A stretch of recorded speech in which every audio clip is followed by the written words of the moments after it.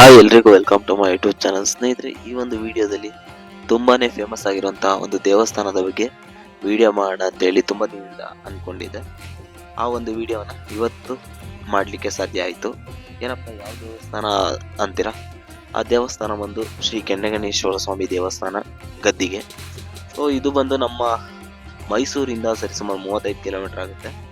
ಈ ದೇವಸ್ಥಾನಕ್ಕೆ ತುಂಬ ಜನ, ಹಲವಾರು ಭಕ್ತರುಗಳು, ಪ್ರತಿದಿನ ಸಾವಿರಾರು ಭಕ್ತರುಗಳು ಈ ಒಂದು ದೇವಸ್ಥಾನಕ್ಕೆ ಬರ್ತಾರೆ ಅಂತಲೇ ಹೇಳ್ಬೋದು. ಹಾಗೆ ಈ ಒಂದು ದೇವಸ್ಥಾನ ತುಂಬಾನೇ ನಂಬಿಕೆ ಉಳ್ಳಂತಹ ದೇವರಾಗಿದ್ದು ಹಲವಾರು ಭಕ್ತರುಗಳನ್ನು ತನ್ನತ್ತ ಸೆಳೀತಾ ಇರುವಂಥದ್ದು. ಹಾಗೆ ಈಗೇನು ನೋಡ್ತಾ ಇದ್ದೀರಾ, ಇದು ಬಂದು ಲಕ್ಷ್ಮಣ ತೀರ್ಥ ದೇವಸ್ಥಾನದ ಮುಂಭಾಗದಲ್ಲೇ ಹರಿತಾ ಇರುವಂಥದ್ದು. ಈ ದೇವಸ್ಥಾನಕ್ಕೆ 2 ಮುಖ್ಯ ದ್ವಾರಗಳಿವೆ ಅಂತಲೇ ಹೇಳ್ಬೋದು. ಮೊದಲನೇದು ಬಂದು ನೀವೇನಾದ್ರು ಓನ್ ವೆಹಿಕಲಲ್ಲಿ ಬಂದರೆ ಪಾರ್ಕಿಂಗ್ ಮಾಡಿ ನಂತರ ಈಗ ಏನಿದೆ, ಈ ನಾವು ಬೈಕಲ್ಲಿ ಬಂದಿರೋದ್ರಿಂದ ಈ ಮುಖ್ಯ ದ್ವಾರದಿಂದ ನಾವು ದೇವಸ್ಥಾನವನ್ನು ಪ್ರವೇಶಿಸ್ತಾ ಇರುವಂಥದ್ದು.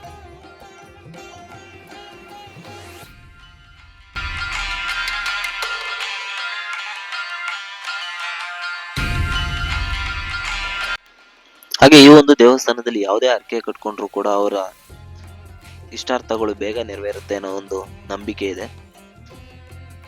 ಹಾಗೆ ಈ ಒಂದು ದೇವಸ್ಥಾನದಲ್ಲಿ ಪ್ರತಿದಿನವೂ ಸಹ, ಅಂದರೆ ವರ್ಷದ 365 ದಿನವೂ ಸಹ ಈ ಒಂದು ದೇವಾಲಯ ತೆರೆದೇ ಇರುತ್ತೆ. ಹಾಗೆ ವಿಶೇಷ ಪೂಜೆಗಳು ಇಲ್ಲಿ ಸಲ್ಲಿಕೆ ಆಗ್ತಾ ಇರುತ್ತೆ ಅಂತಾನೆ ಹೇಳ್ಬೋದು. ಈಗ ನೀವೇನ್ ನೋಡ್ತಾ ಇದ್ದೀರಾ, ಇದು ಬಂದು ದೇವಸ್ಥಾನ.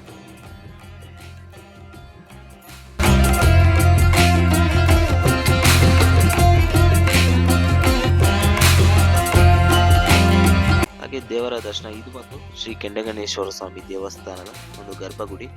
ಒಳಗಡೆ ನೋಡ್ತಾ ಇರುವಂತಹ ಶ್ರೀ ಕೆಂಡಗಣೇಶ್ವರ ಸ್ವಾಮಿ ದರ್ಶನ ಮಾಡ್ತಾ ಇರುವಂತದ್ದು ನಾವು.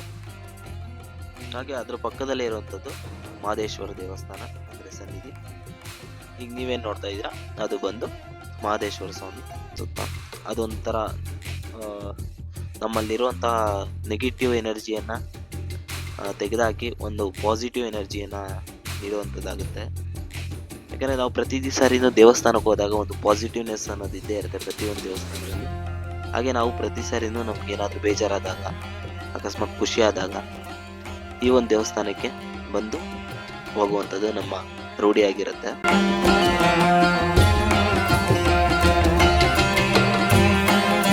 ಹಾಗೆ ನೀವು ಈಗೇನು ನೋಡ್ತಾ ಇದ್ದೀರಾ, ಇವರೇ ಶ್ರೀ ಕೆಂಡಗಣೇಶ್ವರ ಸ್ವಾಮಿ ಅವರು.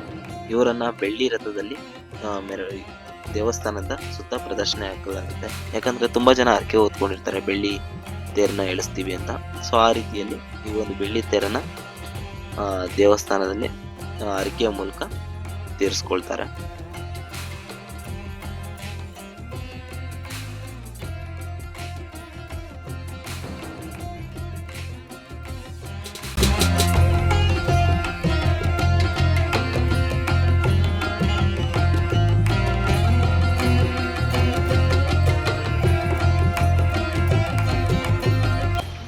ನಾನು ನನ್ನ ಸ್ನೇಹಿತ ಇಬ್ರು ದೇವಸ್ಥಾನನ ಪ್ರದರ್ಶನ ಹಾಕೊಂಡು ಊಟಕ್ಕೆ ಹೋಗೋಣ ಅಂತ ಹೇಳಿ ಹೋಗ್ತಾ ಇದ್ವಿ. ಹಾಗೆ ಈ ದೇವಸ್ಥಾನದ ಮತ್ತೊಂದು ವಿಶೇಷ ಏನಂತಂದ್ರೆ, 365 ದಿನನೂ ಸಹ ಪ್ರತಿ ಒಬ್ಬ ಭಕ್ತರಿಗೂ ಕೂಡ ಬಂದವರಿಗೆ ಇಲ್ಲಿ ಅನ್ನದಾಸೋಹ ನಡೆಯುತ್ತೆ.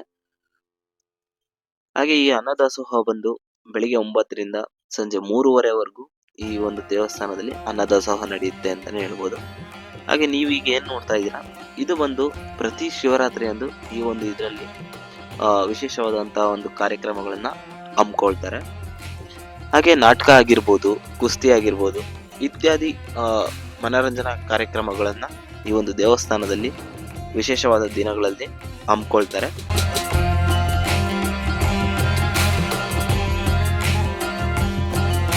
ದೇವಸ್ಥಾನದ ಆಗ್ಲೇ ಹೇಳಿದಂತೆ ಇದು ದೇವಸ್ಥಾನದ ಮತ್ತೊಂದು ಮುಖ್ಯ ದ್ವಾರ.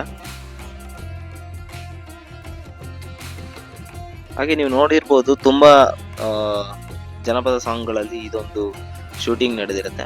ಎಲ್ರಿಗೂ ಈ ಒಂದು ವಿಡಿಯೋ ಇಷ್ಟ ಆಗಿದೆ ಅಂತ ಅನ್ಕೊಳ್ತೀನಿ. ಈ ವಿಡಿಯೋ ಇಷ್ಟ ಇದ್ರೆ ಲೈಕ್ ಮಾಡಿ, ಸಬ್ಸ್ಕ್ರೈಬ್ ಮಾಡಿ, ಹಾಗೆ ಸಪೋರ್ಟ್ ಮಾಡ್ತಾರೆ ಅಂತ ಹೇಳಿ